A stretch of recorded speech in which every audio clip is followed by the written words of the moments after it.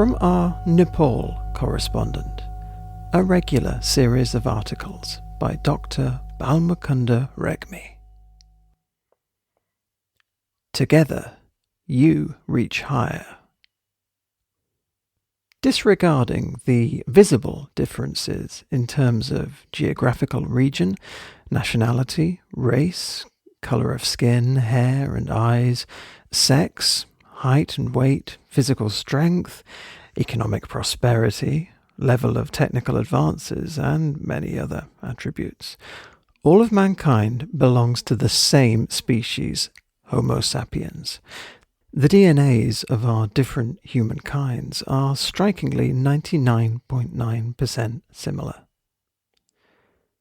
Many species of animals show social characteristics. Thousands of bees live in a hive where each member performs a designated role in reproduction or food collection. Some species of ants build up big colonies with a strong division of labour. Wild animals like elephants, monkeys, hyenas and zebras, birds like parrots, finches, larks, penguins and pelicans live and walk or fly in groups. Even bacteria, viruses and fungi survive in colonies.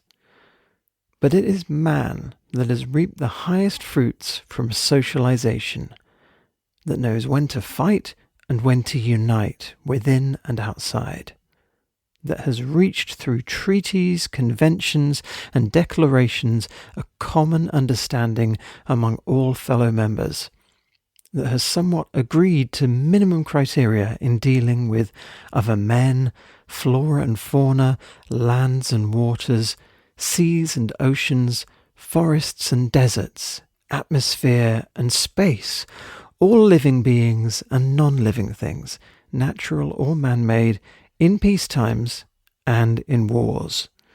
It is man that talks of right and wrong, duties and responsibilities, altruism and philanthropy.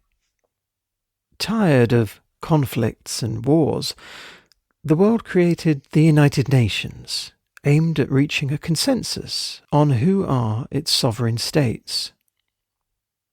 Although there are disputes regarding the UN memberships, necessitating revisions here and there as a result of peaceful understanding among the parties concerned or a prevailing forceful de facto development, nations feel secure because of the presence of the common body. We have the Security Council, with 5 powerful states as its permanent members due to their importance after World War II, and who retain the power to veto any resolution they do not like, and 10 temporary members elected to represent the different regions of the world. The Security Council has been created to discipline countries with force when it feels necessary. So far, very few countries have successfully defied the UN and Security Council resolutions. Among many agencies, the United Nations has created the World Health Organization for international public health, with the main objective of the attainment by all peoples of the highest possible level of health. All people, naturally, includes those from the least developed countries, those unable to pay for healthcare, those living in non-UN member territories, and those deprived of the rights of free movement and free choice. All of the 5 permanent Security Council members, the United States, the United Kingdom, France, Russia, and China, are producers of corona vaccines.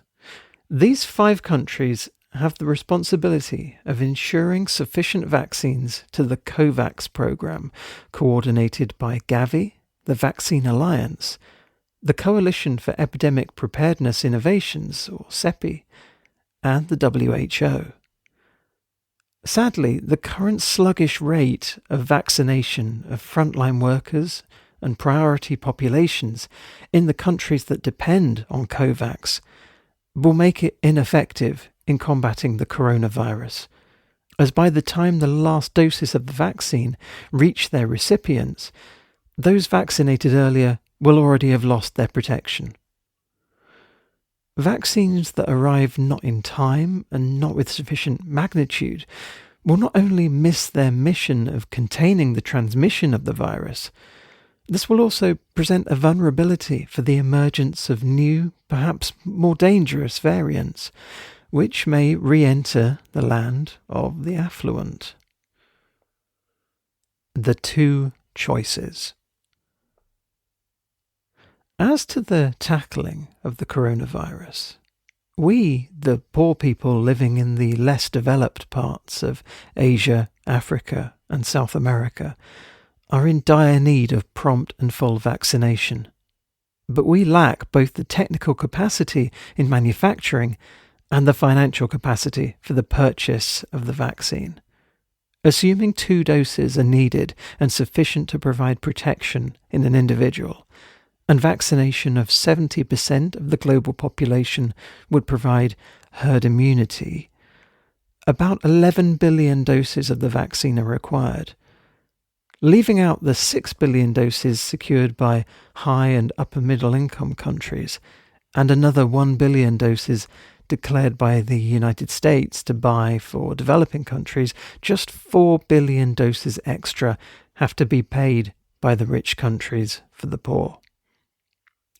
Even at the prices of $20 per dose of Pfizer and BioNTech, the total extra cost of providing vaccines to produce herd immunity would be about $80 billion, which is less than 1/9 of 2020's annual military spending of the United States. If the patents were waived and the vaccine manufactured under special arrangements, as by the Serum Institute of India, the price of the vaccine could go as low as $4 per dose, and the poorer countries would be able to provide vaccination themselves to provide full immunity to their citizens. There is a second option, and this option is letting Darwinism go to work. In this case, you, rich and strong, better not pretend to help the poor.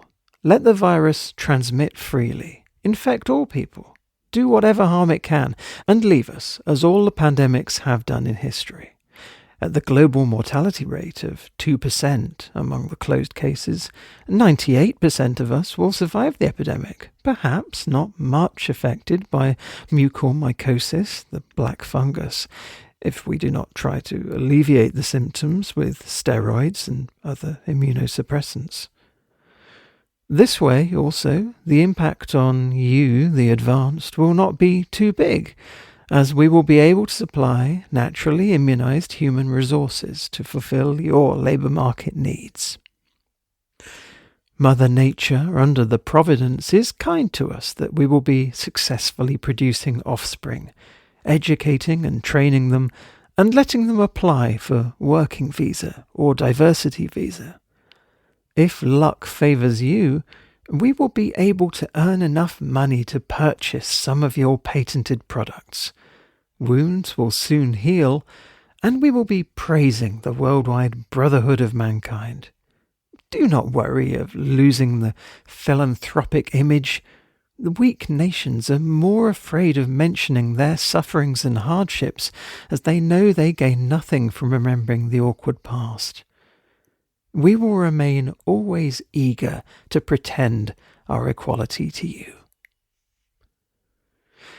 In the eyes of a member of the healthcare team, and a layman interested in economics and world relations, more beneficial to you would be providing a waiver to the patent rights of the vaccine production. In any case, you are not making money out of sales to us, helping strengthen the healthcare capacity of the developing world, diverting a fraction of military expenses to provide free vaccination to all, and gaining strategic support worldwide, which you have failed hitherto. Looking absolutely from your interests, taking us together, you can reach higher. We are open. Choice is yours. And that stark and interesting perspective comes from Dr. Balmukunda Regmi, a professor of pharmacy at Tribhuvan University in Nepal.